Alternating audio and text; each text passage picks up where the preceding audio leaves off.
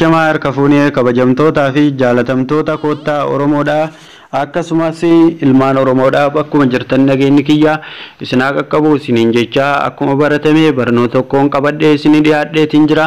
Barnoonni tokko kuni qabadhee isin dhiyaadhe kun akka isin gammachiisu abdii qaba. Warroonni YouTube channelii kiyya subscribe goone subscribe gochuudhaan viidiyoo guyyaa guyyatti hangadhiisu akka yeroo musanii isin bira ga'u gochuu ni dandeessanii. Subscribe gochuudhaan akka na hordoftan kabajaa fi jaalalaan isin gaafata. Gama biraatiin har'aan tanaa aappiin qabadhee dhiyaadhe warroota Dubaayii keessattuu sheer godhuudhaan obboleeyyan teessan ta Dubaayiitii bira ga'uu hin dagatinaa isiniin jechuu barbaada ilmaan Oromoodha.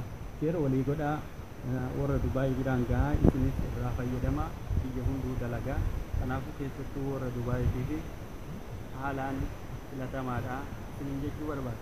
Aappii kana Play keessaa gabbuufachuu dandeessanii descriptionii viidiyoo kanaa jala kaa'eetiin jira. Descriptionii liinkii hankaa irratti dhukaastanii gabbuufachuu dandeessanii.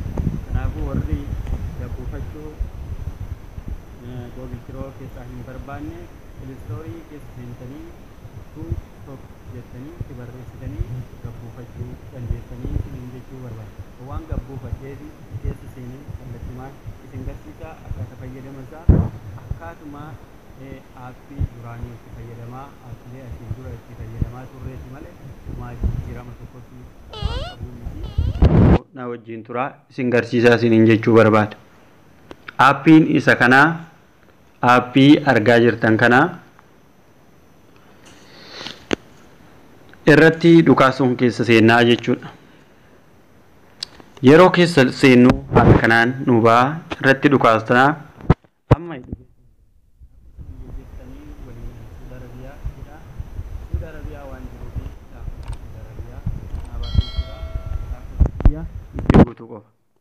okay.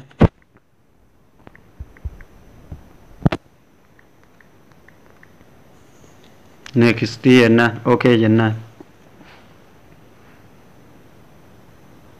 Haala kanaan dhufeetiin jira koodii nu barbaadu jira. Koodiinis na dhufee jira. Amma keessa seenuu malee wanti takka namne jechuudha.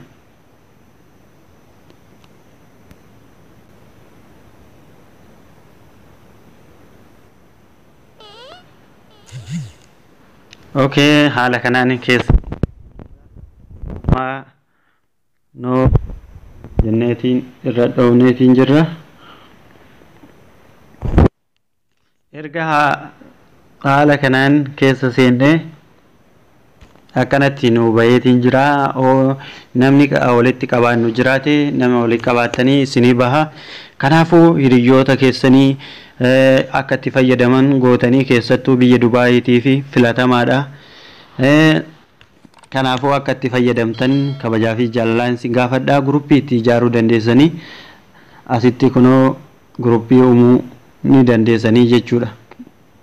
Great group iddoo jettu tana ragadhu kaastanii guruppii barbaadan ittiin ijaaruu dandeessanii jechuudha.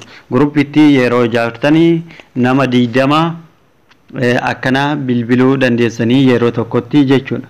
Kanaafuu aappicha kana gabbuufadhaa itti fayyadamaa isiniin jechuu barbaadaa. Warroonni gabbuufattanii itti fayyadamaa hin jirre haala kanaanii aappii namatti tolu hedduu viidiyoos taanaan waan barbaadan itti fayyadamuu dandeessanii jechuudha. Kanaafuu haala kanaan gabbuufadhaa akkaatuma isin argisiise kanaan keessa seentanii banachuu dandeessanii. Hommaa aappii kaanii wanti inni garaagarummaa qabu tokko illee hin jiru. Hedduu namatti tola. Viidiyoo kooliinis nama wajjin haasa'uu dandeessanii. Kanaafuu obboleeyyan tiyyaa keessattuu ijoollee Dubaayiitii dabarsaa jechuu barbaadaan silaanii moobaayilaa irratti gabbuuseetti fayyadamaaru irratti isin hin garsiifne tan biraa irra isin garsiise waan taateef kanaafuu iimoo irra aappii filatamaa ta'ee gabbuufadhaa itti fayyadamaa. Iimoo jawaala keessa yookiin moobaayila keessan keessa ari'aa isiniin jedha baasaa. Kanaafuu horaa bulaa isin jaaladhaa. Oo isinitti tole sheer godhaa obboleeyyan keessanii hin gahaa. Horaa bulaa.